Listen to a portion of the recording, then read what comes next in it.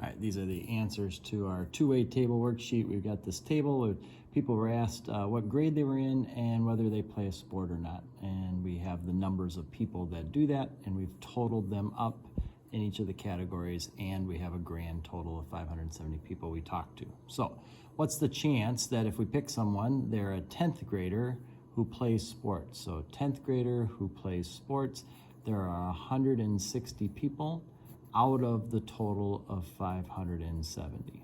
So that would be the chance. We could change that into a percent if we want, but that right there by itself would be kind of a good enough starter.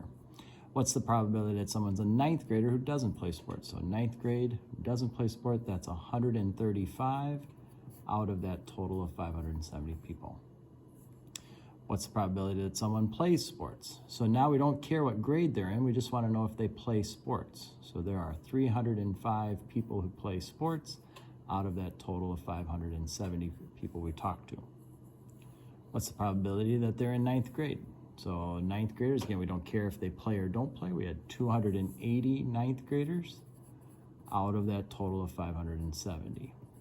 Okay. So all four of those were just in general population, what's the chance? So that's why they're all out of that 570. But if you knew a person played sports, so now we're only looking at the people who play sports. So we're only looking at this total of 305. So this is out of a total of 305 now. If we knew they played sports, what's the chance that they're in 9th grade? So of the people who play sports, there were 145 of them. So 145 out of the 305 played sports, or were in 9th grade who had played sports. If we know someone's in 10th grade, so now we're looking at the 10th graders, that's a total of 290 people. What's the probability that they do not play sports? So out of these 290, 130 of them did not play sports, so 130. 130 out of the 290. Again, we don't care about the 9th graders, just the 10th graders. That's what we have there.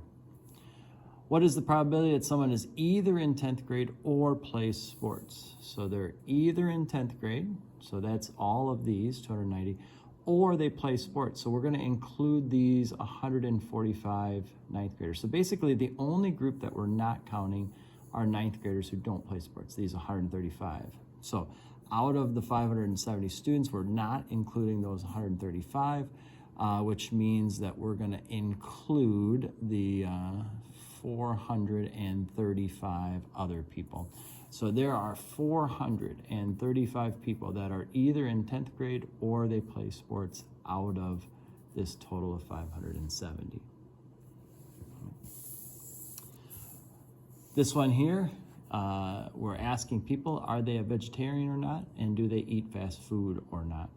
And so if you knew someone was a vegetarian, what's the chance that they eat fast food? So if we knew they were a vegetarian, what's the chance they eat fast food? Well, there's 6 of them that do out of the 51 there. So 6 out of 51. If we knew someone was not a vegetarian, what's the probability that they eat fast food? So not a vegetarian, 58 of them out of 111. Do you think there's a relationship between being a vegetarian and eating fast food? Well, look and see our percentages here. We have 6 out of 51. Now, if we had worked that into a percentage, it's about, we'll say 12% or somewhere. If you divide that, you'll get somewhere around there. Whereas this one here is about 50%. So being a vegetarian, at least according to these numbers, seems to indicate that you eat fast food less than if you're not a vegetarian. So is there a relationship? I would say yes. The percents are quite different. Right. So we're just kind of looking and seeing. If these were the same percentage, it wouldn't matter. The vegetarian, non-vegetarian, they all kind of had the same amount, but not the case, at least according to this. All right, then the last one here, we asked people if they have Spotify or they don't, whether they have Netflix or they don't, and then we made a table, but we're missing these values, and so we want to see if we can kind of calculate this. So first thing I see, we have 350 total people. Out of that 350, 140 of them had Spotify. So if we do 350 minus the 140, that means there are 210 people who don't. All right, so we can put that number in there. And if I look across here, of these 140 that have Spotify, 45 of them had Netflix. So if I take 140 minus 45, that means 95 of them do not. So there's my total of 140 there.